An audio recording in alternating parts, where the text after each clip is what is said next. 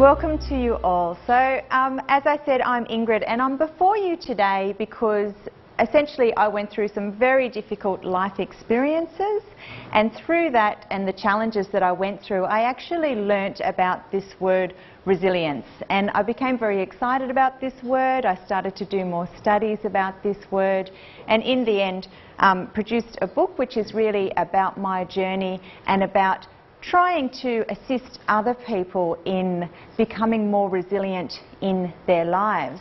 Now, that said, I understand who I stand in front of today, and I'm sure all of you could teach me a thing or two about resilience. So the way that I like to run workshops is to have you all involved as much as you feel able today. So jump in, speak, question. Remember that this is an area that's not a finite science. There's lots and lots of debate around it. So it's always really good to get involved and have your opinion out there.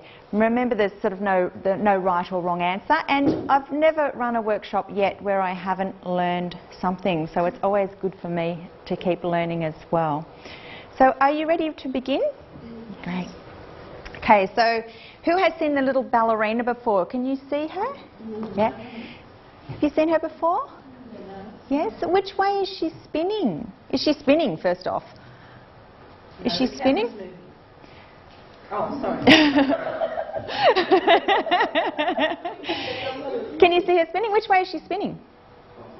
Clockwise? You sure? No, she's going clockwise, but I can also see she's going... Is she going anti-clockwise? Is she swapping? Yes. Yeah, okay. So the reason why I like to begin with this is because there's a kind of a story attached to the ballerina. Apparently, depending on which side of the brain you're using, she spins a different way. So if you're using predominantly the right-hand side of your brain, then she'll be spinning clockwise. And if you're using the left-hand side of your brain, she'll be spinning anti-clockwise. Is it true? I'm not sure. It's probably more of a perceptual trick. And if you see her doing it both, what does that mean? You're swapping. Yes. So I guess the reason I put it up here is because she was a little learning, she was a little lesson for me, because she arrived in my email and I was looking at her and she was spinning one way. I can't even remember which way. And I was staring at her going, there is no way she's going to spin the other way. Like, she just can't. I can't see it. And bang, she spun the other way. So it was one of those wake-up calls around, you know, we can get very lockstepped into believing things are a certain way. And what we really need to do, as you would probably have learned, to be very flexible, right? And see the situations as they are and cope with them as they are. Yes, I think that's what you do. You need to cover one eye and look at it differently. And you can Google her if you're fascinated, and have a look for left, right-hand side brain ballerina, and she'll usually pop up.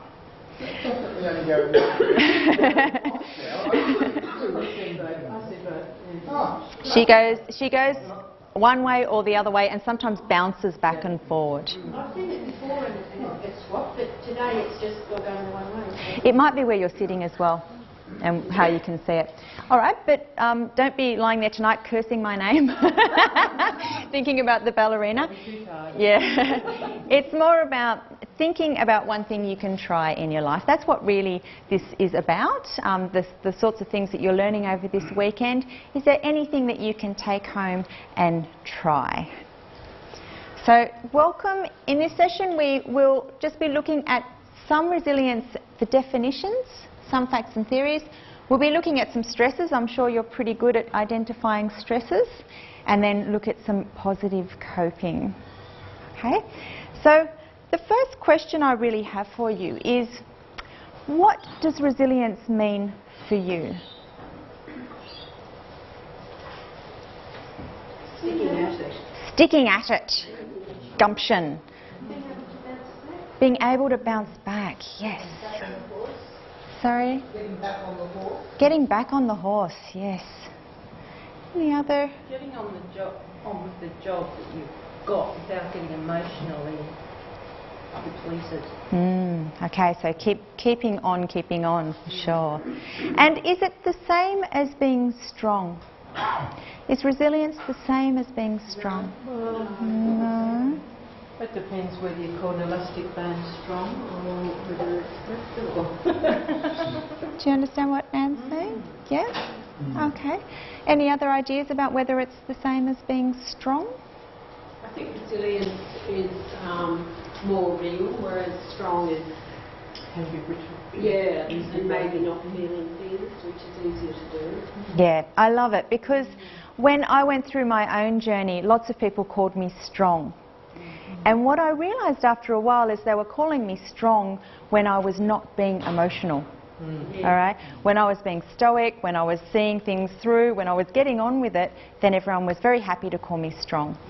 In the times where I was under the quilt, crying for a week, really angry at the world, extraordinarily emotional, then I thought, I don't want to see my friends that call me strong because they'll revoke the title. All right, so I started to recognise and call myself resilient because it allowed me to go through feelings, right? To go through the normal sorts of emotions that you go through when you go through a difficult time. Okay? So I've got a couple of other questions for you which kind of get to the nitty-gritty of resilience as I see it. And I'd like you to have a look at the questions, have a discussion with the person next to you or in a small group, and then I'll get some ideas back from you as well. The questions are, is it something we are born with or is it something we learn? Oh, you've got to have a chat first. Is it normal or abnormal? And you should be kind of flaring up at that terminology. And do you have to have a hard time to be resilient? Can you read that? Sorry, it's all a bit blustery. All right. So please have a chat and then I'll get some ideas back from you. Do you feel like you've had enough time? Yeah? All right, great. So what do you think? Is it something we're born with or is it something that we learn? We've already had a tip-off. Bit of both? Yeah. Did you all find that that's what you came up with? A little bit of both. Maybe some people have a better ability to show resilience, whereas others find it quite difficult. For some people, perhaps they do have to. We've got in different doses. Yeah, yeah. And do you see even with small people, small children, some of them they seem to, fall over and get back up again and keep running, and others fall over and, that's it, they're in the corner for 2 days. So it does seem to be that there is a genetic component to personality types. Yeah. And one of the reasons I asked the question is because a few years ago there was the finding of the resilience gene. Did anyone see that research? And everybody, of course, wanted to know whether they had the resilience gene or not. Essentially, they were looking at children that had come through adverse circumstances or poverty, and some of them seemed to go on and thrive and some of them didn't, and they did find a genetic variation. But what they actually found when they've done meta-analysis, so studies of all of the different studies of disposition, they've found that there is a genetic component of disposition. All right, so Sonia Lybramovsky did this study. She looked at a whole bunch of different personalities and dispositions, including resilience and happiness, and she found that about 50% of your disposition is due to genetics. Seems to be due to genetic factors. All right, you seem to be predisposed towards something or another. Interestingly, 10% only is up to circumstances. Wow. Only 10%. So what's happened to you, what you were born into, everything. Only 10%. And then 40% is up to us, what we do with it, okay? What we do with the situation that we're in. So I guess, if nothing else... Up to parents, teachers, friends, that falls under your circumstances, and it also partially is up to you how you take on the lessons that you learned, what you do with those lessons. All right, so this is across the board. I guess, if nothing else, it kind of puts a big vote in the favour of the learnability of resilience, because what Sonia was really saying was, even if you have a genetic predisposition towards something, it doesn't mean that you must become that way. Yeah? So she was saying, if, for example, she took your blood and said, oh, sorry, you don't have the resilience gene, does that necessarily mean that when hardship occurs that you give up? No. What are you going to do? You're going to learn.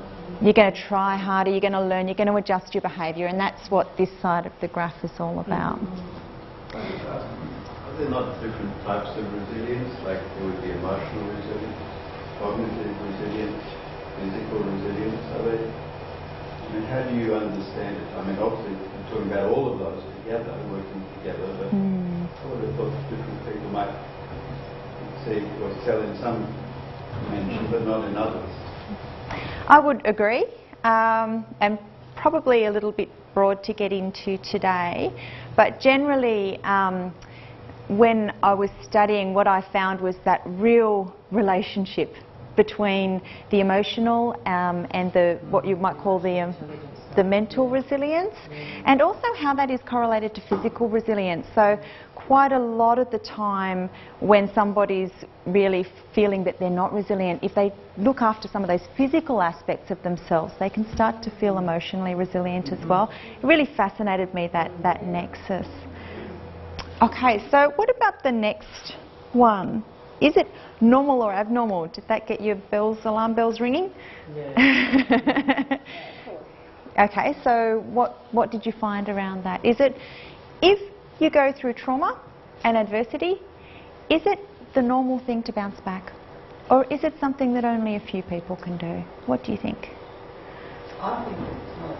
You think it's normal? I think we should call that normal, because to me it's part of being human.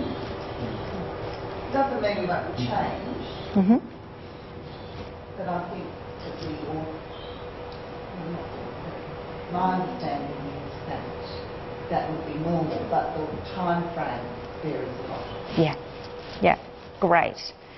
Did you have something discussion? Sorry, I think it related to also the fight or flight concept, Yeah.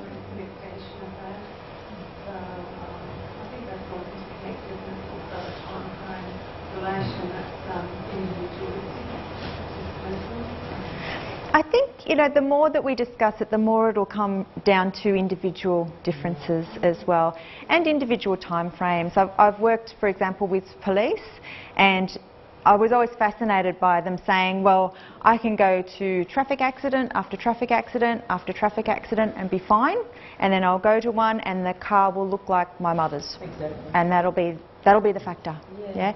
So there are some real individual triggers around what will make us, kind of feel more stressed in a situation. But I guess the reason that I asked this question, is it normal or abnormal, because a lot of people assume that if they went through a really traumatic event, then that would be it for them. They would kind of go down and that would finish them off. But have you found yourself amazed at your own strengths, at what you are actually able to do? Yes, it is. And in fact, it's a blessing in a way, in a funny sort of way, to have trauma and adversity. It does actually wake you up to what is really here. You don't know what's here till you're tested. I actually pray to have no more.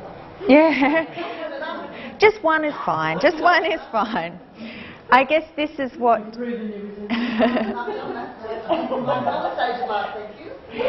I think this is what the research is kind of showing at the moment. So the reason I put it up is because lots of people put limitations on what they think they will be able to cope with. And what we've found is that people, as you know, can really manage the most amazing and extraordinary circumstances. Yeah? And the majority of us can. The reason I've got the little flea there is because there's an analogy, there's a story, I haven't tried it. If you get a flea and put it in a jar, have you seen that? Put the lid on, it'll bounce up against the jar lid, and then if you take the lid off, it will continue to bounce, but it won't bounce out of the jar. It kind of sets its own limitations. So sometimes what we find is by saying to ourselves, I can't do this or I can't manage that, we're setting a limitation. All right.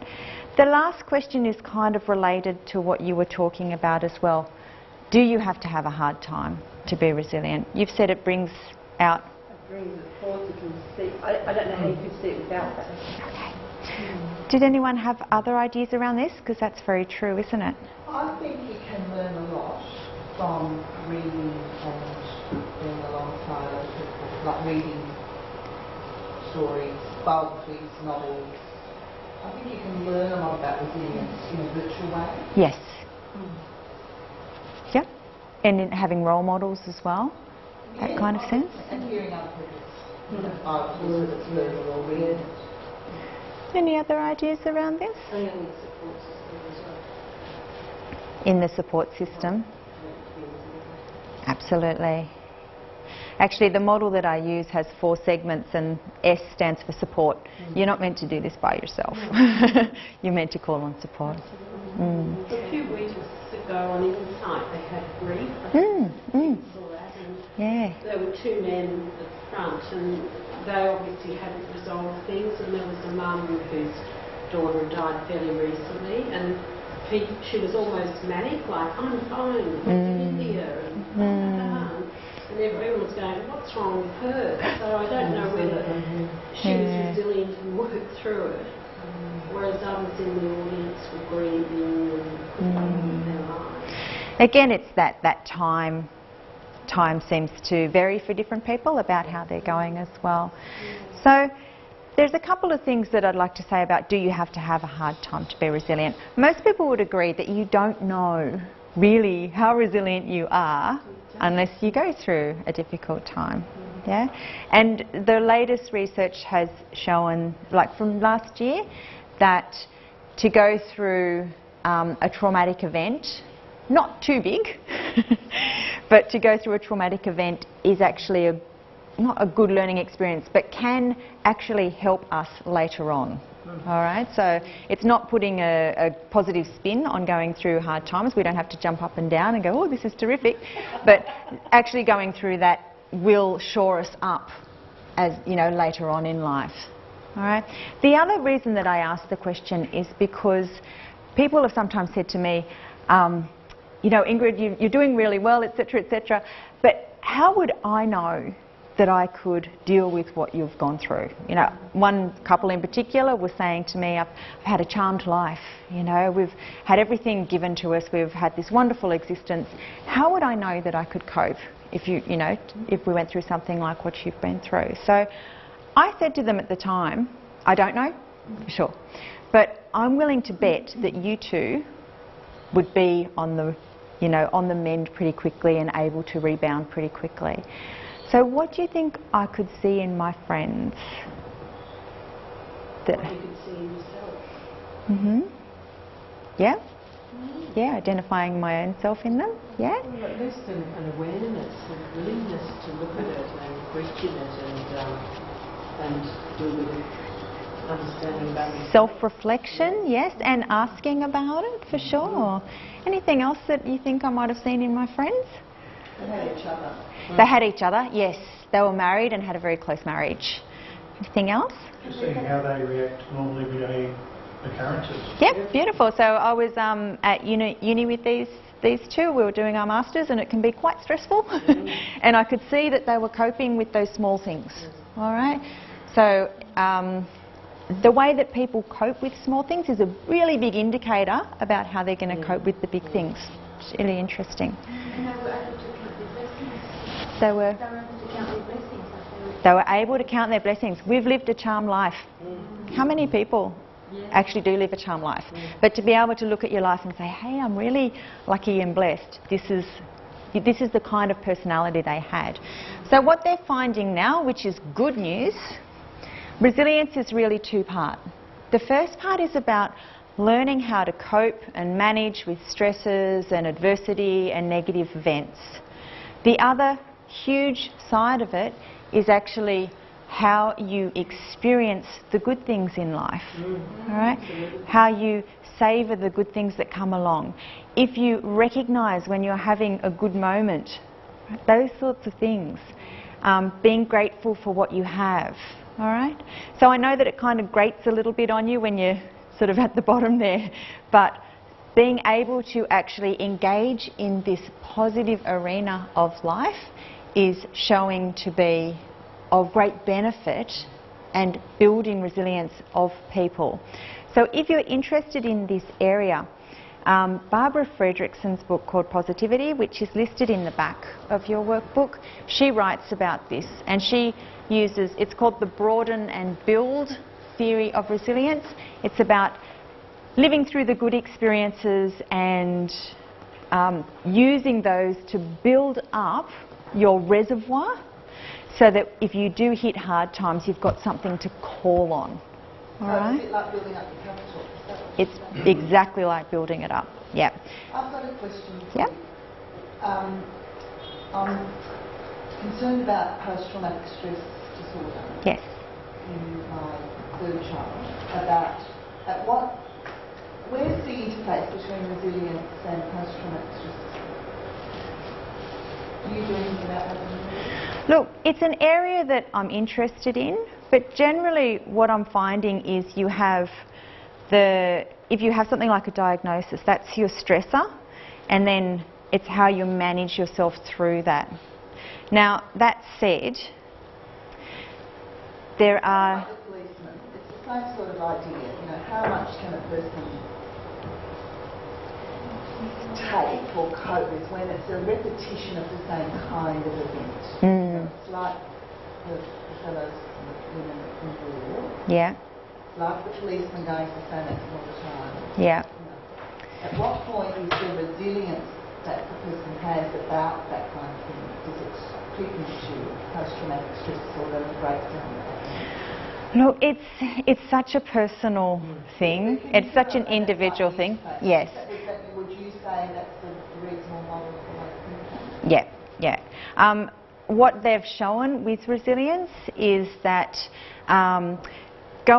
repeated, ongoing events or events that occur in a very short order are more likely to erode your resilience.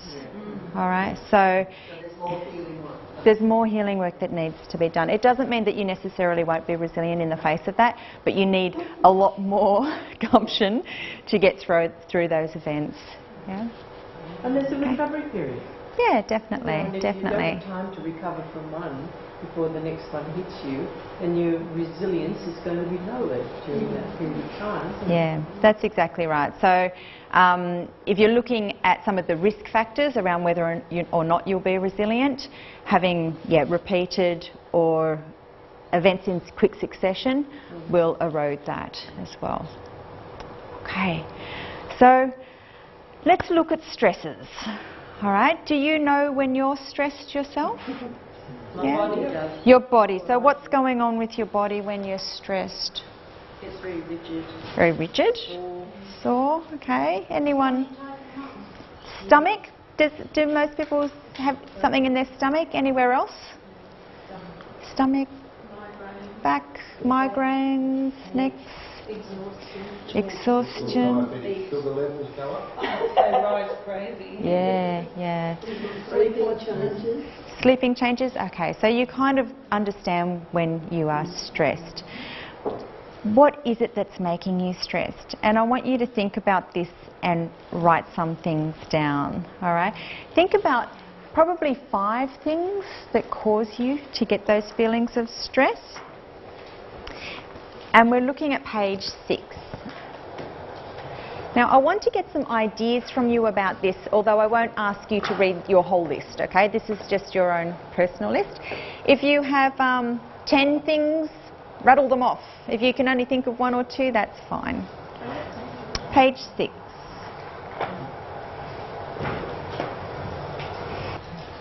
How did you go? Do you know what your stresses are?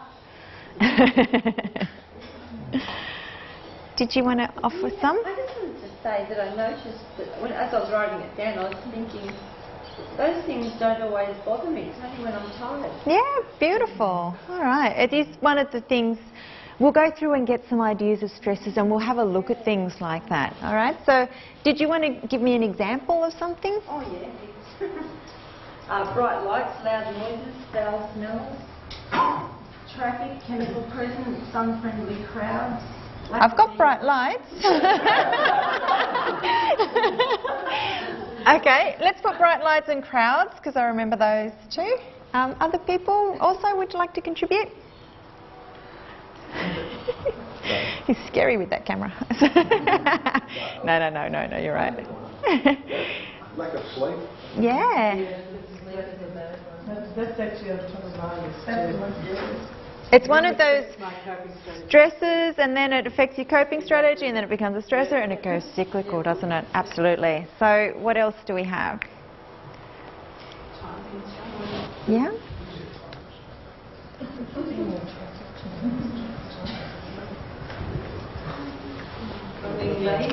Running late? Do you know, on my way in today, I had to stop to let 2 chickens cross the road? I thought, this is beautiful. Okay, so running late, anything else? I took a photo of it too. I thought, this is unbelievable in the city. Come on. So running late, what else? Loss of a child. Pretty high on it. Yeah. I've written down thoughts of inadequacies to solve the problem. Yeah. Just a sense of being overwhelmed. Totally overwhelmed because there's no resolution. Sometimes problems don't have an answer, yeah. Yeah, and particularly if you're the kind of person that's managed to work things through by thinking about stuff and applying rational things, it can be really overwhelming when it's something that you can't. Yeah? Uncertainty of the future. Yeah. We might just leave uncertainty as it, yeah. As long as I can spell it. Sort of like that. Ongoing illness. I've got 2. So ongoing illness and powerlessness. Yep. Yes. I think that's a huge one. Always wanting something that's not easy. Not accepting. Huge, yeah, huge. Wow. Others? Abuse, conflict. Yeah. Verbal or door slamming.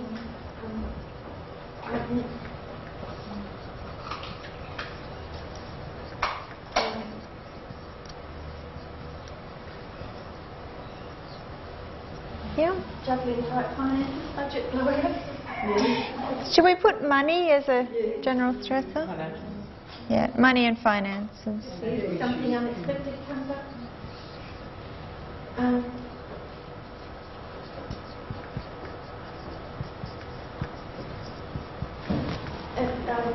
Lack of cooperation or support from unexpected sources, I guess the frustration of staying in against the report on get solution or help with the problem. So frustration with services? Yeah. Did I cover it? Can I say something else? Sure. I've noticed that with the development of resilience, because that's something I have been practicing for a long time. Yeah. I find a lot of this stuff will only be irritating if I'm tired. Yes. And But all this stuff makes you tired. yeah. But there's something about the resilience that stops the stresses having the power. You know what I mean? Like there's still stresses, but it's not the same thing. Yeah. That's what I've noticed. Nice. Like, you still get the irritations. I used to hate spiders. I used to have nervous breakdowns. Now it's like it's so different. Yeah, So yeah. you just notice Priorities change. Priorities change, absolutely. Yes. Repetitive negative behaviour. Yeah.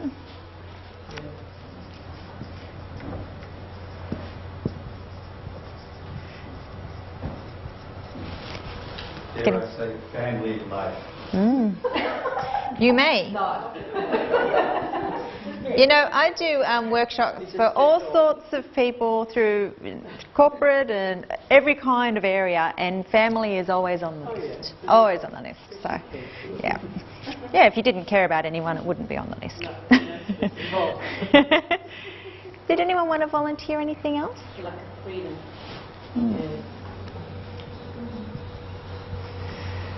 Okay. Huge. All right, so have a look at some of the things on the list or in your own list, and what do you notice about these things? Anything you notice?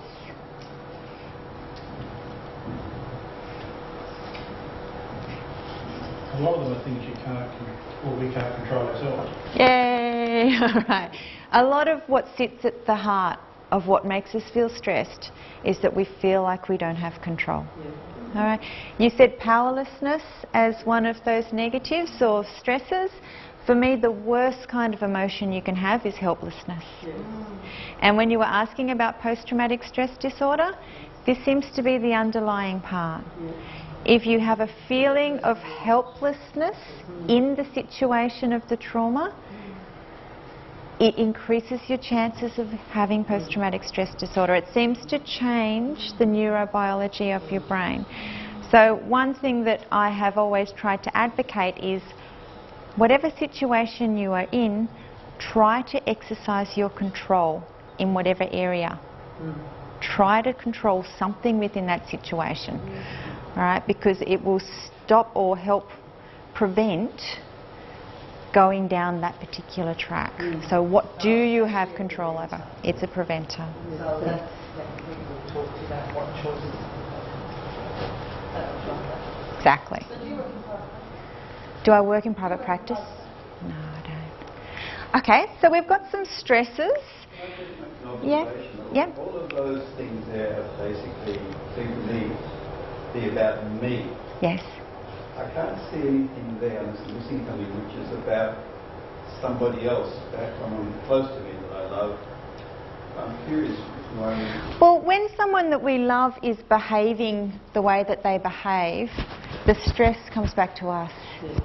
Do you see what I mean? Like this, I've asked you what makes you stressed. But what if the abuse has happened to somebody else that you love, for instance, rather than to me or to myself? Yeah, so what feelings might you have if the abuse has happened to somebody else? Well, yeah, I mean, obviously you would feel stressed for them, that's and their right. powerlessness and their trauma. And talking of post-traumatic stress disorder, then that's something you have to take care of for yourself so that you don't get vicariously stressed. And they're looking at definitions, I guess you're interested in this area, they're looking at definitions of post-traumatic stress disorder and what is the necessary, what is necessary and sufficient to actually create post-traumatic stress disorder, because they're finding that some people have it without going through a trauma. Yeah, and some people go through a trauma and don't have it. So some people have by being exposed to certain atmosphere or... yes, divorce. You know, like things that we wouldn't normally put down and classify as a trauma, people are experiencing loneliness, things like that. It doesn't fit the definition, if you know what I mean. If you're interested, Scientific American Mind, great magazine. But this month's issue is all about these sorts of definitions. Scientific American Mind. It's from America, obviously, but you can get it in Australia in some news agencies. I actually subscribe. Exaggerated startle response. What do I mean like this? Sometimes you're walking down the street, you hear a car horn go off and you jump, yeah? Other times it just kind of goes. What's happened is all of your adrenaline's in your blood, all right? It's all of your adrenals have released all of your adrenaline and it's floating around in your system. Now, one thing I did learn from training with police is the only way to get rid of that adrenaline is exercise. You've got to go and get rid of it. But while it's floating around in your system, you'll jump. You feel like you've had 10 cups of coffee. I accidentally scared some comment today. Sitting there just starts a daydreaming and he just sort of walked in and I just screamed. Just walked down and then he jumped as well. This is probably a reasonable startle response. But if there's something that is quite minor and you find yourself really reacting, that's probably the adrenaline rushing around in your system. Related to this is difficulty sleeping. This is one of the reasons why you might be finding it difficult to sleep, because that adrenaline. Right, he wouldn't be able to close his Oh no. It's been unable to get out of your system. Okay? So again, exercise will help to get rid of that excess adrenaline and help you sleep. Related to this is no energy, that feeling of flatness, lethargy, wondering where your iron's gone, you know, looking for your vitamin pills, looking for your pep-ups. That's all related to this, the fact that the stresses have actually worn you down. And also that adrenaline pumping around your system, when that is dissipated, it's actually left quite flat. Yeah. And sometimes it's hard to work it out. Like you think, well, you know, I was high 24 hours ago and now I feel absolutely drained. But there's all that adrenaline. You've had to, body's had to deal with it, and then the anticlimax, if you like, the aftermath is that feeling of being really tired and drained. Have you experienced that? Like you've held the wheels on during the crisis? Yeah, crisis ends and all the wheels fall off. Yeah, that's exactly the right. Adrenal exhaustion. Nice. Okay. So, undereating is a response? You just stop eating? Anyone have that issue? Other issue? Overeating? Yeah? Finding that you're eating too much? Smoking? Yeah? And falling back onto dependency issues as well. Okay, so one of the things that you'll find probably is the more stressed you become, the more narrow your focus and your responses become. All right, so if you're feeling really robust and on top of the world and happy, and you encounter a stressor, you might say, oh, that's right, I learned how to meditate at the retreat. I will try meditation. All right, but the more stress gets piled on, then the more likely you are to fall back on reflexive, reactive stress coping. This is when you might start your, habit that you quit some time ago, etc. So this is shown in a physical way and also in a behavioural way. Physically, you lose the capacity to see this way. You lose your peripheral vision. Breathing gets a lot higher. All right. You can't hear. You can't hear as well. So there's sort of like a lockdown, a close down physically in your system, and the very hard-worn habitual circuits that are in your brain, the train starts to run around that track again. All right. So why am I telling you all this? Because knowledge helps. All right. Knowing this kind of stuff helps. And what we need to look at is what are some positive responses to stress instead. What are some, we know the good, the bad and the ugly, yeah? And I used to go through good, bad and ugly. Now I just focus on what are your positive stress responses. So here I'm not looking at your immediate reactions, not your physiological things, but what do you do to help yourself in stressful situations? Can you have a discussion with the person next to you, again in a small group? No nodding off, I can see you. Shake around a bit. And have a look at your responses. What do you do? Time? I can see people reading, wandering off. Let's get some ideas. What are some good stress coping responses that you've come across? Yeah, physical. Physical? Yeah. Such as? I'll go for a walk. Yeah. As I was just recounting, exercise of any kind, or go and scrub something clean. Yes, that's it. Clean that filthy recess. Get rid of the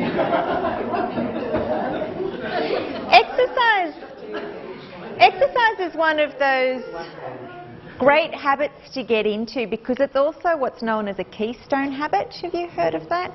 It's like if you can give, it's about discipline. If you can discipline yourself into doing exercise frequently, it leaks over into other areas of your life. So you find that you're more able to be disciplined about other things as well. So if nothing else, start trying to put one thing of exercise into your day or 3 times a week or something like that. Yeah, just to start that discipline more than just the physical benefits. All right? So clean something. Does everyone find that stress-relating?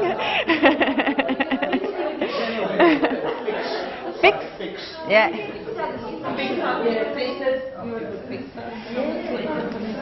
And that feeling of satisfaction when something is fixed or clean, that boosts up. Yeah. Getting back in control, feeling in control. Feeling in control. Absolutely. I know that there have been times in my life where everything has seemed to be completely out of control, completely crazy. And I've had to say to myself, I can't do anything about this. I absolutely cannot do anything about that, but I can clean the kitchen. I can, do something else. And that's what I was saying about eking a little bit of power out of the situation you're in, all right, to feel more competent and in control again. So continue. What else have we got? Changes around you, get out of that environment. Yep. Yeah, that's one too. Can I call that withdraw? Withdraw? No? Withdraw or retreat. This is different from avoid. Okay, this is different from avoid. This is a conscious decision to say to yourself, I'm actually not coping with this right now. I need to actually step back. All right, so people who cope very well often cite the capacity to be able to retreat as one of the key factors. So whether that's physically, like to go on something like this is brilliant, to go on a retreat, but it also means to withdraw to that space in your mind. All right? So this is really looking at people who have gone through concentration camp type experiences where everything has been stripped from them, really. Their humanity has basically been stripped from them. They cite this ability to be able to step back into that little room in their mind as one of their survival techniques. So withdraw or retreat. Any other ways? Yep. Now, I know I was banging on about sleep before and how important it is, and that might make you feel even more stressed because you're lying there going, I can't sleep, and it's going to make me ill. What you can do is just relax. So lying in bed and with your eyes closed has almost as much restorative power, all right, as actually sleeping. Think about little things I fix during the day. Oh, yeah, makes me feel good. Yay! Do you know, I'm not belittling what you've said, but small wins throughout the day are more important than big wins at the end of the month or whatever, all right? So being able to look at what you've achieved during the day, and for me, sometimes it was, I made it. I got through today, congratulations, right? I got through that hour, congratulations. Like actually acknowledging these small wins is much more powerful than having big goals that you're heading towards and achieving. When we get to those big goals, what do? You miss the present. You kind of just go, oh, what's next? Do you see what I mean? But actually going through those little wins is really important, all right? Acknowledging what you've done through the day. Other responses? Listening to relaxing music or watching a relaxing music or Yep. some light reading or... Isn't music wonderful? Yeah. Okay, I'll put reading, movie... Oh, meditation. Meditation might be slightly different. When I'm looking at reading and movies, what I'm looking at is distraction. Okay, you know when you get that thought in your head that goes around and around and around and around and around and around and around? Rumination? Yeah? Okay. There's no positive outcome to rumination, full stop. All right? You're not solving anything when it's just going around and around and around. So the best thing to do is to actually distract your thoughts. Go and do something else. So hopefully this is in a pleasant activity, such as reading or watching a movie or watching a comedy or something like that, but breaking that circuit, all right, because it's draining. It's draining your energy while it's going around. Okay.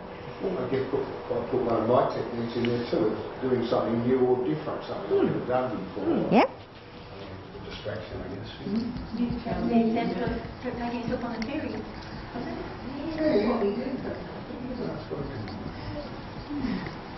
I enjoy being in the garden. Yeah. Yeah. And crocheting. Crocheting, and what did you say? So in terms of addressing the stress itself, Yep. identifying what the big problem is, breaking it down into smaller parts, Mhm. maybe making a list, Mhm. and then gradually ticking them off one at a time so you feel like you've made some progress. So, Great. So breaking problems. Into manageable tasks. I like it, into manageable tasks. with big ticks. With ticks, yes. I'm a big list fan. I love lists. Same lines, trying to reflect on a problem, thinking now what's important, what isn't important, and just say if it's not important, let it go. Just focus on other Yeah. issues. And as you were saying earlier, sometimes it does take one of those big things to make you realise that, yeah, maybe maybe that's not such an issue. Right?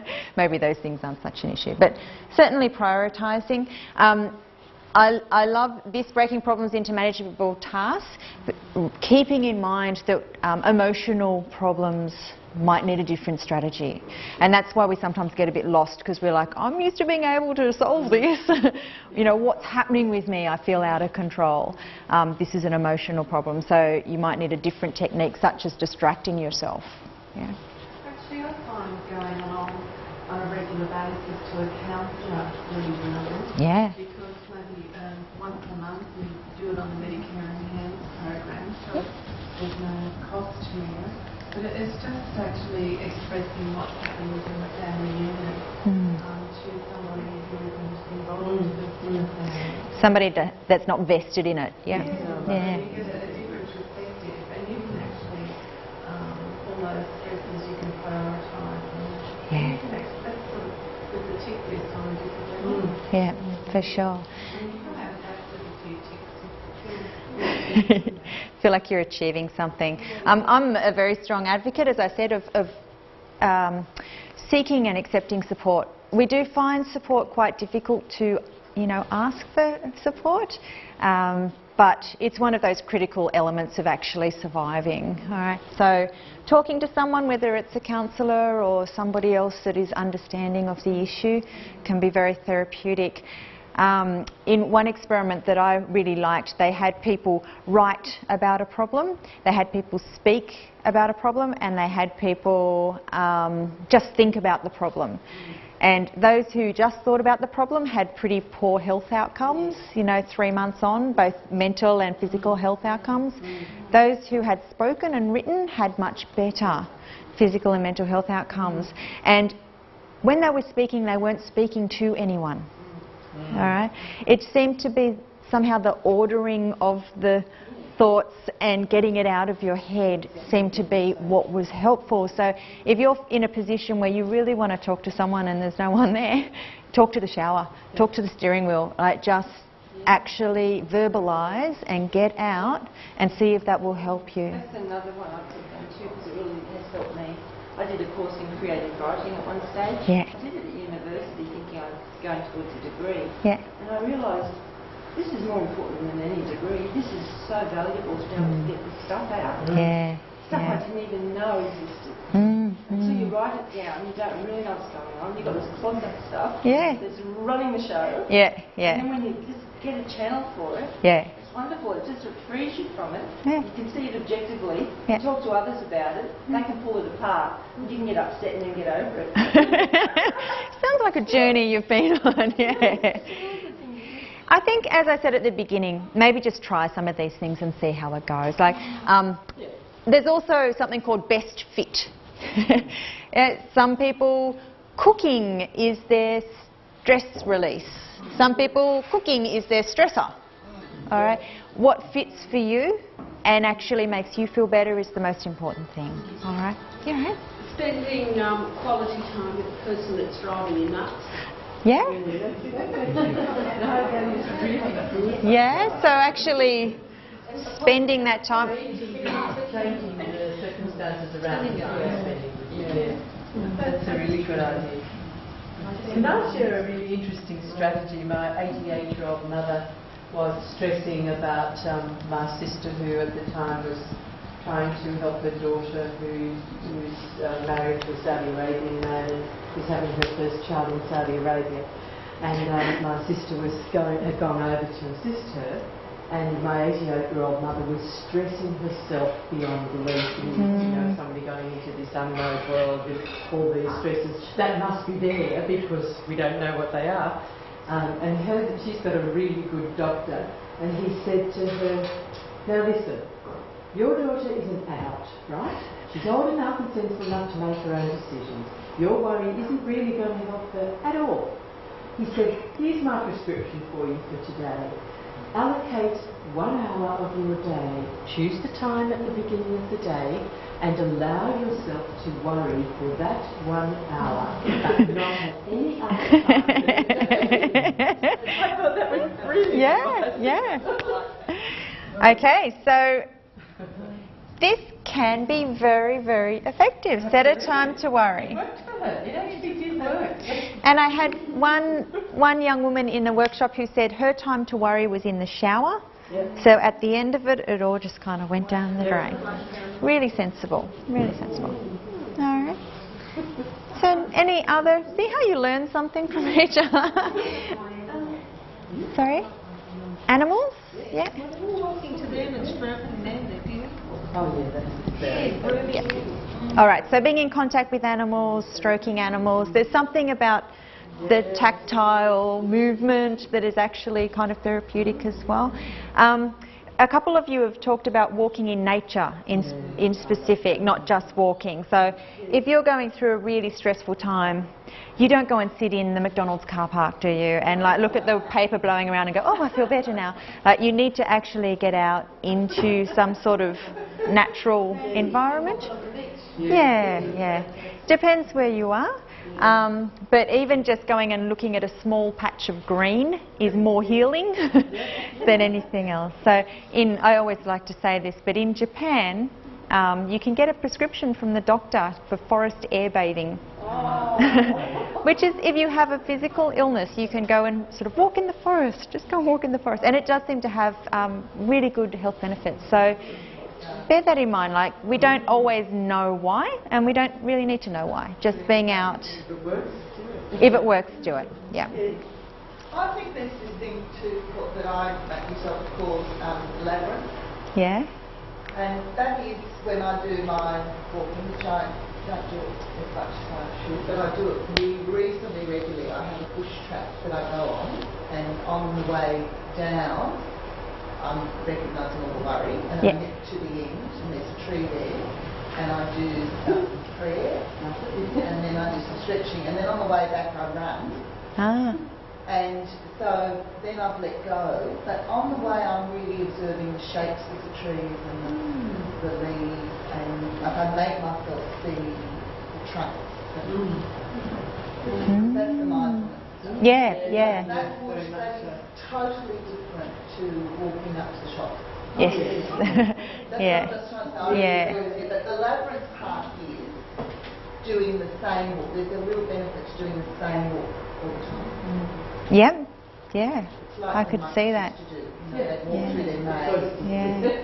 Because without doing the same thing over, because then you actually, I find, I have read about this, that you can de-stress. I can more quickly de-stress. Yes. I'm not having to adjust to my nose or my stick.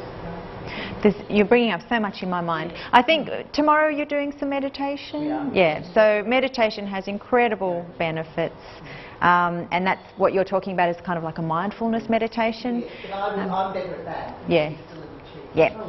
And I think that's what I discovered about meditation, because I'm hopeless at sitting still in a chair as well, to discover that there is a variety of ways that you can do it, including walking around was a real discovery for me, because I thought, okay, I can do this without having to sit still.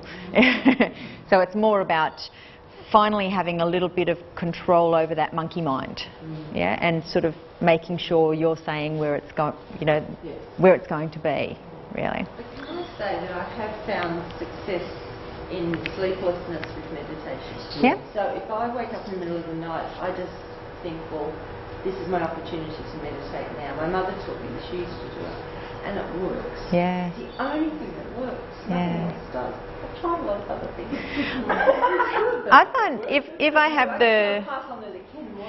have the racing thoughts wake up, if you have the racing thoughts wake up, then rather than trying to stop the thoughts, I say, okay, my mind can do whatever it wants, but every time I breathe out, I have to say to myself, sleep.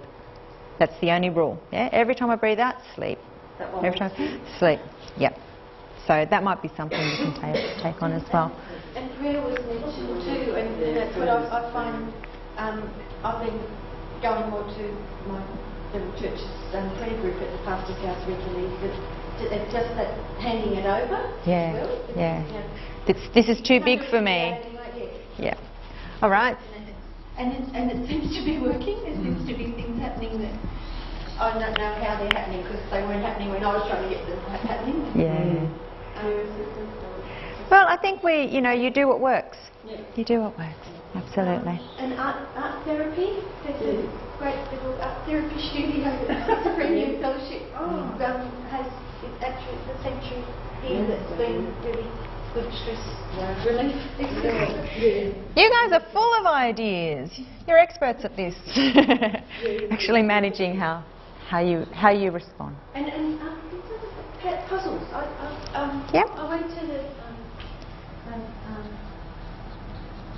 mind gym. Yep. Mind gym or something. Something. Yeah. And I just always do. I get puzzle magazines every week, so if I'm sitting in a waiting room for an appointment or something, I'm not sort of getting impatient. I'm getting my puzzles done. Yeah. All right. And again, it's that discipline, isn't it? It's just, I don't know, it's distraction. It's focusing distraction. Absolutely. else in my brain. Great, you guys have a lot of different things to fall back on, all right? You've got into the days. Now, we did mention that what do you do in the moment? It's okay to have some overarching strategies for, you know, I'm going to go and release my stress in this way. What happens in the moment? All right, the stressor is occurring right now. What can you do? Change your facial. Change your facial expression. I like it. Breathing, fantastic. Focus on your breath. Yep. Stop. Deep breathe. Isn't it embarrassing that those simple things like count to 10 actually work? All right. What you're doing is disconnecting the cognition from the emotion.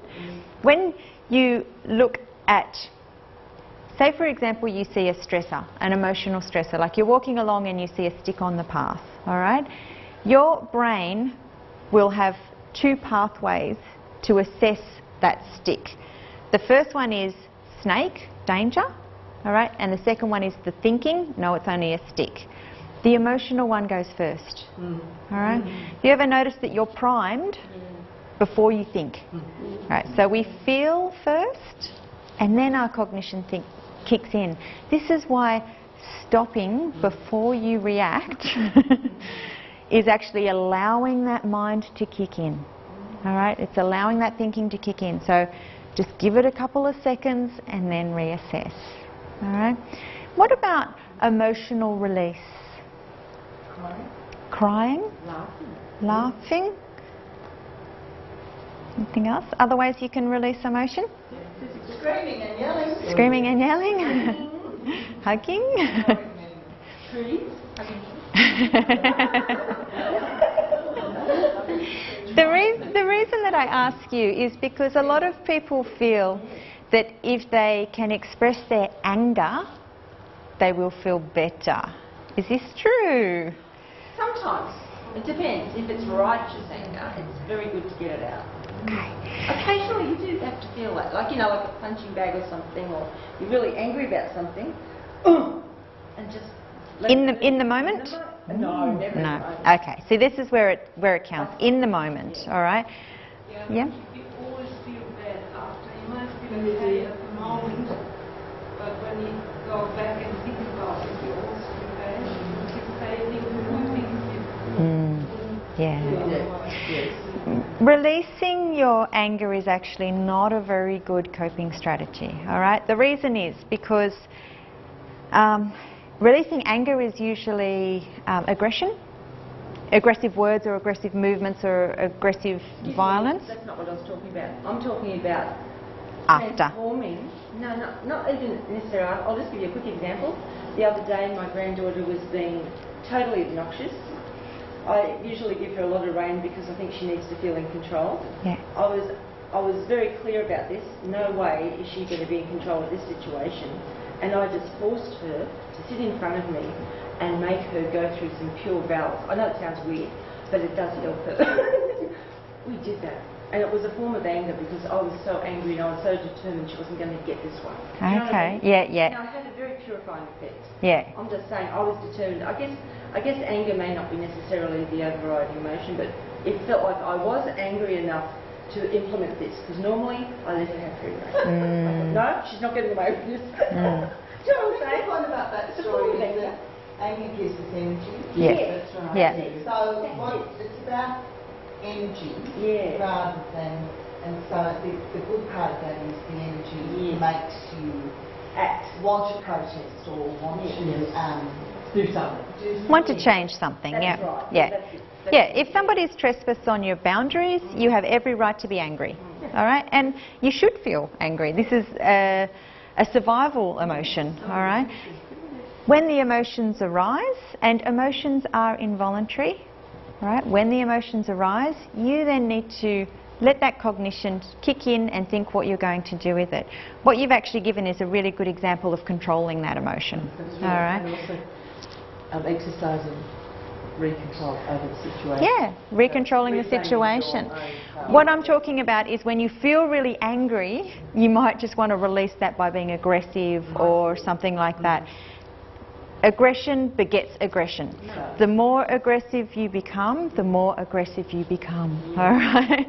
So this is why I'm just saying emotional release in some cases, like crying and laughing and things like that, is very reasonable. But to actually express your anger through violence or aggression will make you feel more aggressive. It will actually escalate it. So just take care around that, I guess. All right.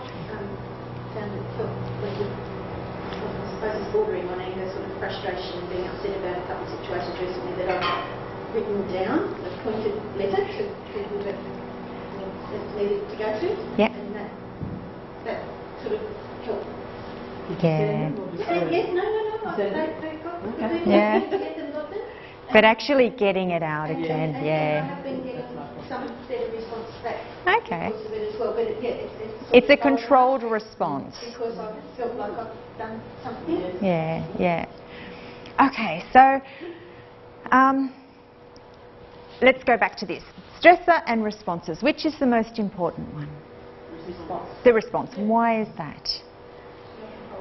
You have control over the response, all right? So bear that in mind. The more we feel out of control, overpowered, overwhelmed, like helpless, powerless, that kind of feeling, then the larger the stresses actually become. So if you actually start instead to focus on your responses and choosing that response, it helps to feel like you're more in control. And in turn, that can start to dissipate what the stressor is. All right? So you're focusing always on how you're responding. Okay? Now, in the moment of stress, taking a breath or taking a step back or whatever it is fantastic. Also in your workbook, there's a couple of things that you can say, and I will point them out because it is worth going over them. On page 8,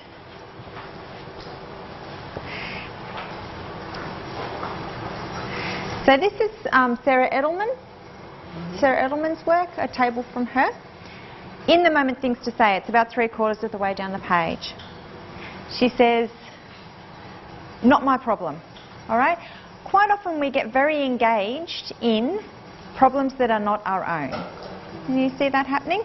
The classic example for me is television. Television and the news. All right? You have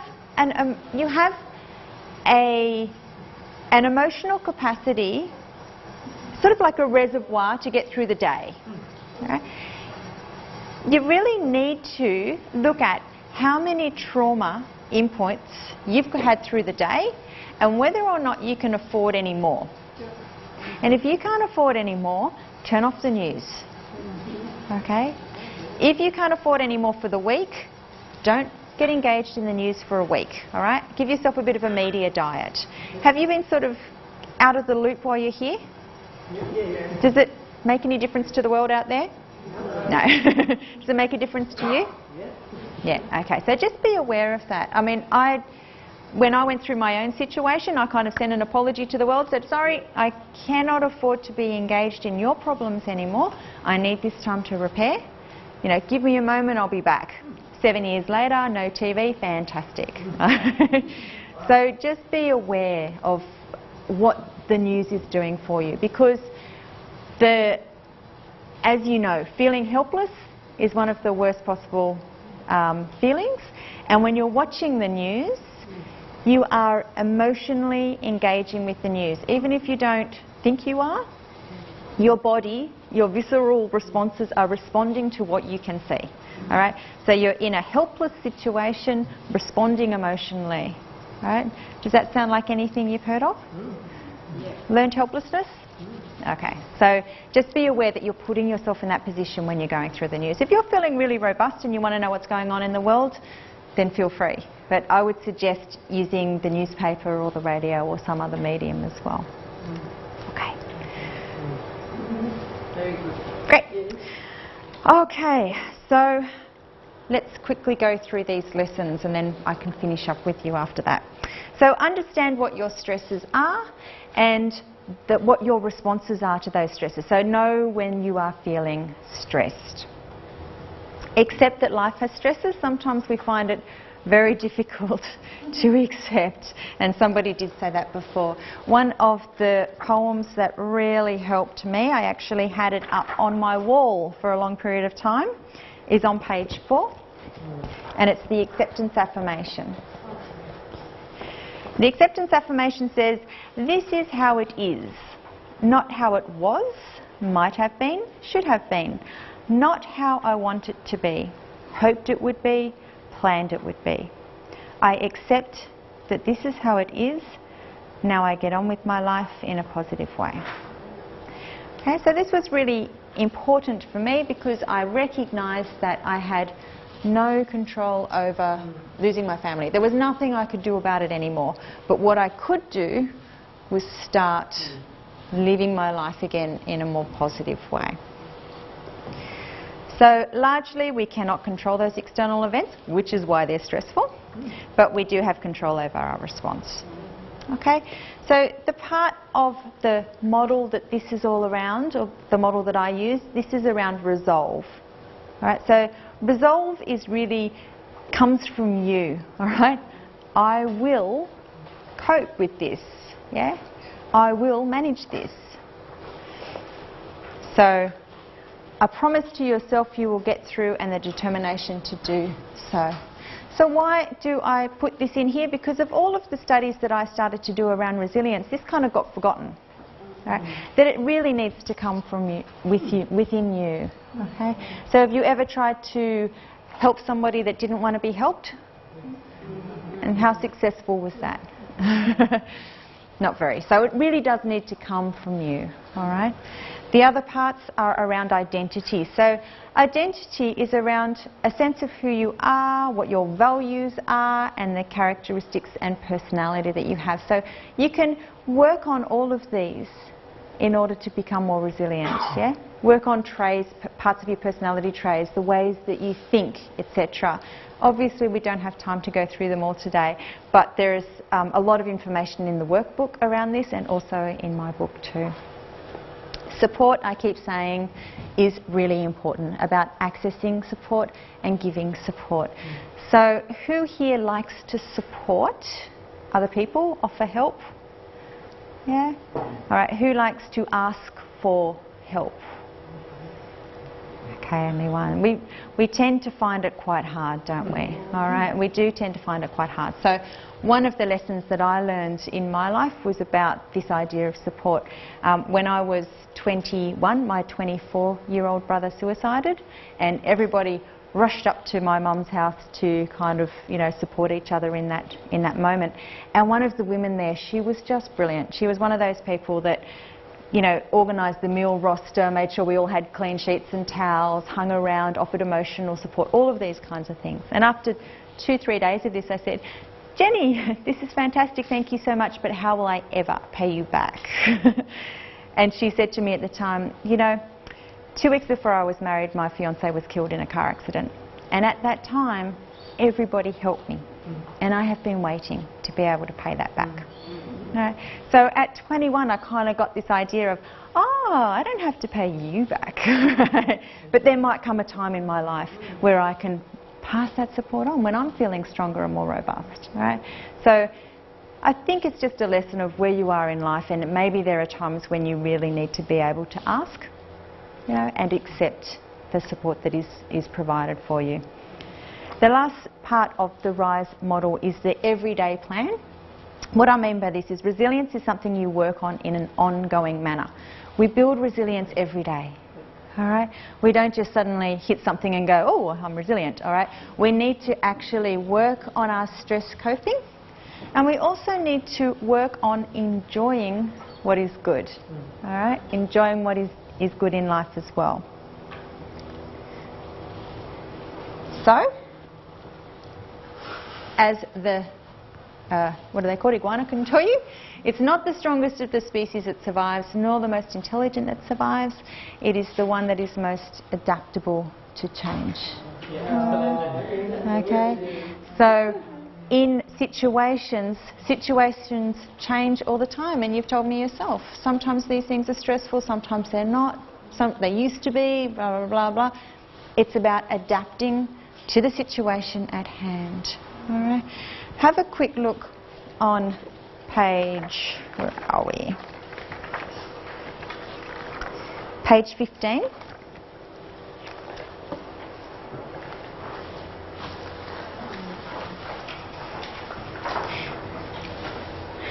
Can you go through and circle or tick the traits that you recognise in yourself?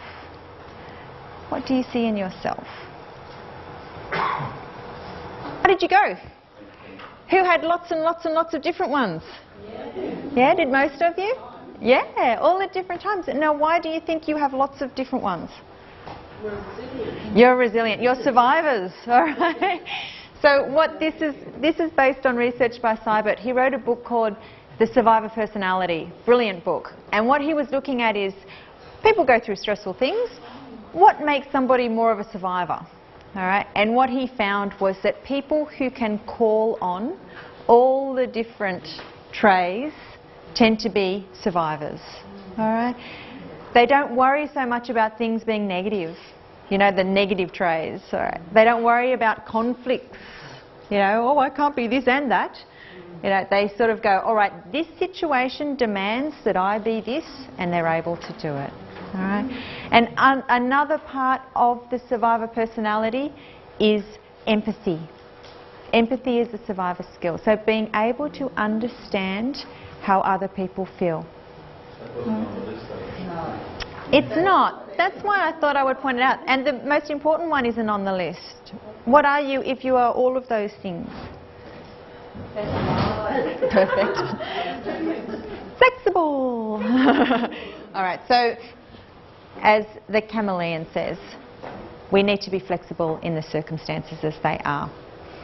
Okay, so the everyday plan is we are what we repeatedly do. This is something I would like you to think about just briefly, and we might get a couple of ideas. But Barbara Fredrickson the reason it's all written out there is so that you've got it in your notes. Barbara Fredrickson was the one that wrote Positivity, and she is the one that has explained that focusing on those more positive areas of your life are what build your capacity to deal with the more negative areas or the more challenging areas. How are you? So how can we add more positive emotions into our life? Has anyone got any ideas? Anne has? Did you say Anne? How can we experience or add more positive opportunities into our lives? I think you've got to just let them be because they're already there. Yeah? So noticing that they're there. Yeah? Have you? Practice them. Practice, okay. So how might we practice? Focus on the positive and then choose to use it where you can, the emotions. Okay, so focusing on the positive and then choosing to use it. Fantastic. Looking for the positive. Looking for the positive or sometimes the humorous aspects of what's going on. Absolutely. Yeah, I think counting your blessings. Counting your blessings, yes. I think it relates a lot to boundaries. Yes. How I look after myself so that negative stuff from others come in to me. Absolutely. There's a little exercise on boundary setting in the workbook which I really encourage you to try to work through, and it starts with working out what your rights are. I mean, we quite often don't know that we have rights until people start to step all over our rights, yeah? I have the right not to be sworn at. Yeah, I have the right not to be abused. You know, to protect my time and energy, it's okay to say no, these kinds of things, right? Then setting those boundaries up and sticking with them is what preserves you. Quite often what we think of as being selfish is actually self-preservation. Preserving yourself. All right. So that's what we're talking about with withdrawing or retreating or giving yourself a little bit of rebuild. Because who misses out when there's nothing left from you, when you're all dried out? You do, and everybody. All right. If there's nothing left of you, right. So making sure you refill and rebuild yourself as well. Hopefully you'll be doing some of that tomorrow as well. Yeah. Okay, so looking at the positives, counting your blessings. One of the things that my husband and I do every day is at dinner time, we say 3 things we're grateful for. Because I always walk my talk. If I tell people to do things, I make myself do it too. And this has really changed our lives, I reckon. We sort of sit there and we have to have, we had to limit it to 3 because otherwise we stayed there all night. And when people come over for dinner, we do it with them too. All right, you take it in turns. Because if you think of the way the mind's set up, how you describe your day becomes your day. Yeah? How was your day? Oh, terrible. Blah, blah, blah, blah. And then you go to bed, and then that's what you remember. All right. So, sure, you can say that with your partner. How was your day? Oh, it was terrible. Blah, blah, blah. Let's think of some good things that happened. And just focusing on that at the end of the day is what makes you look back and feel like you've had an okay day. Now, Barbara Fredrickson's formula for this is 3 to 1. For every negative event you experience, you need to experience 3 positive events. And this is a daily diet. All right? So if you are going through a negative time, you don't have to do big, large, difficult things, just little things, all right, to cheer yourself up or feel pleasure or feel optimistic or whatever it is, all right? So if you've gone through 10 negative events for the day, how many positive things do you have to experience? 30, all right. Or maybe 1 large positive thing. Okay, so keeping it on a daily basis, keeping it daily, I find makes it manageable. All right, not thinking about life on a broad sense, but just what am I going to do today to actually make myself feel good or better or whatever it is. Okay. Awesome. Okay. So what are some of the things that can help us get through these difficult times? By the way, going back a little bit, try to think about adding that positivity to your life and how you might do it. That can be your homework. So adding humour or keeping humour in your day. All right. Has anyone found that humour helps them? Yeah. All right. Couldn't do without it, could we? All right. Even in the most destitute of circumstances, finding something to laugh about reminds us that we're still human. And it's really good to laugh at yourself. It is. I did read a quote once, something like, you grow up the day that you laugh at yourself, and I think it's true. So somebody did talk about spirituality. This is not necessarily organised religion, all right, but having a sense of meaning or something more can actually help us get through the day. Your environment is incredibly important, all right.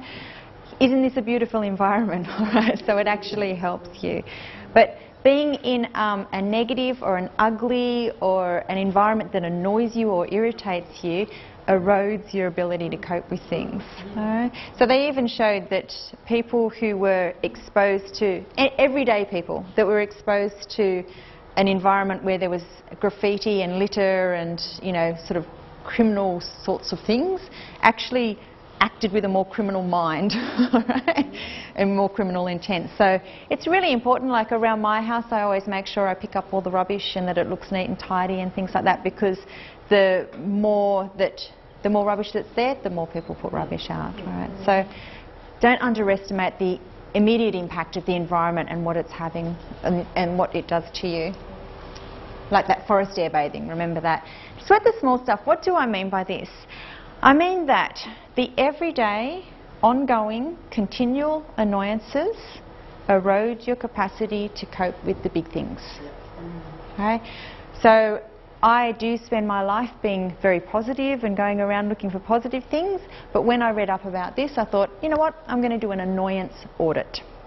So I looked for things that annoyed me for a couple of days. What was it that was irritating me? And they were tiny things, and then I went and fixed them all up. Right?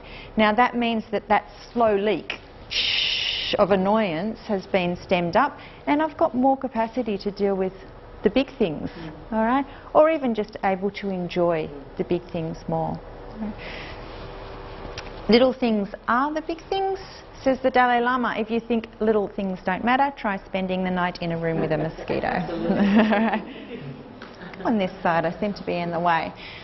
Sleep, I know I've banged on a little bit about sleep, but really look after your sleep, all right? Eat well. You don't want to hear this, do you? But eating well and drinking water and exercising, you need to be physically robust, all right? It's so important to get those things under your belt. One of the areas I'm really interested in at the moment is around willpower, because I would call that resolve, yeah? And what they're showing is at the beginning of the day, really, you have one reservoir of willpower. All right, so when you are controlling your impulse to eat those mints, that's using your willpower. But also when you're controlling your emotions, all right, so you're not punching someone in the face, all right, that's using your willpower. When you're controlling your thoughts, so focusing, using your energy, this is using your willpower as well, all right? And when you're controlling your body in some kind of performance, these are all taxing your one reservoir of willpower. It's not like you get a little bit of willpower for this, a little bit of willpower for that. It's all from the same tank. I liken it to a big bowl of ice cream, yeah? You start the day cool and sweet, and then the scoops come out, right? And when you get down the bottom, that's when you find it hard to resist the mints. That's when you find it hard to control that temper. Right? That's when you find it hard to actually control your thinking. It's going all over the place. So you really need to work on building and reserving your willpower throughout the day. And that's done through eating properly. Right? You need to have about 25% glucose in your blood. I'm not talking about eating the sugar. You'll go down again. But eating those sorts of foods that will sustain you through the day. All right? And well into the evening as well. Right? And exercise, as we said before, is one of those keystone habits that can actually eke out and provide more discipline in other areas of your life as well. Okay, so achieve goals even if small. I talked about this before. Getting those small wins throughout the day and acknowledging them. that's what we forget to do. We forget to give ourselves a pat on the back. I've made it, right? I've actually made it through this hour or day, or finished that puzzle, or whatever it is that you're trying to achieve. Seek joy. This was again personal for me when I went through a very difficult grief period, and I was having dinner with my friends and we were laughing, and I said to myself, oh, I shouldn't be laughing. I feel so guilty. Yeah. So I explained this to my friend. You know, I felt really guilty about laughing at dinner, rah, rah. And he said, Ing, the sadness is there. You don't have to go look for it. So this is where I actually beaded it up. I wrote on my wrist, seek joy, and I made it one of my life missions, all right? I know that there's all these rubbish things in life. I know that they're there. It's my job to focus on what's good. All right? Was it Einstein that said it's the single most important decision you will ever make is whether or not to believe in a good universe? All right? So if you actually think that the universe is good, that's what you will focus on. Okay, play. Take time to play. Smile. Smiling is so important because whenever I look at your face and you look at mine, we're mimicking each other's faces. So when you said before, change your facial expression. If somebody's doing something that you don't want to have an impact on you, change your facial expression, because if they're angry at you, your little face is getting angry back. And then your body will listen to your face and start to get angry.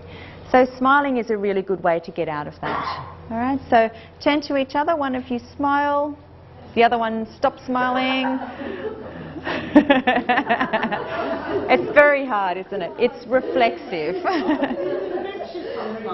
It's infectious. And it also gives us a little rush of feeling good, which is why when you go into the supermarket, you notice that all the products are here and then there's a nice picture of a smile at the end of it. So you look at the, oh, look at the smile, oh, I feel happy, oh, I'll buy the product. It's what happens. All right, make sure you have a laugh, relax. Isn't he a nice relaxed frog? And keep a sense of perspective as well, which can be difficult, I imagine. All right, and don't sacrifice that which makes you unique. I also think it's really important to understand the power of the way that you think and how that impacts on your life. So I'll get you to do one little exercise to finish off. Can I get you to stand up? And you need to have enough room to swing around. Swing your arm. Yeah, do-si-do. Now somebody taught me this in a workshop and I think it's brilliant. It's very short. Have you got enough room around you so that you don't punch someone? You only need one arm. I'll get out the way. Okay. All right, so thumb up. Now I want you to go around and go as far as you possibly can. Make a mark where your thumb is up to and come back. All right, now close your eyes, shake down. I want you to imagine that you're doing the same thing, and this time you go a further 30 centimetres past that point. Got it? Yep. No. About a foot? Okay, ready? So eyes open, hand up, go for it. Did you make it past? Yeah. All right. So you can do it and then do it again and do it again and then imagine it and you actually go past. So it is a very powerful little exercise. We're finished. I have got my name up here in case you want to contact me about anything. I love doing this stuff so I won't feel you know, that it's too much work or whatever it is. Thank you so much for your attendance and for your attention, sorry, for coming and attending. And yeah, enjoy the rest of your retreat. I hope it goes well.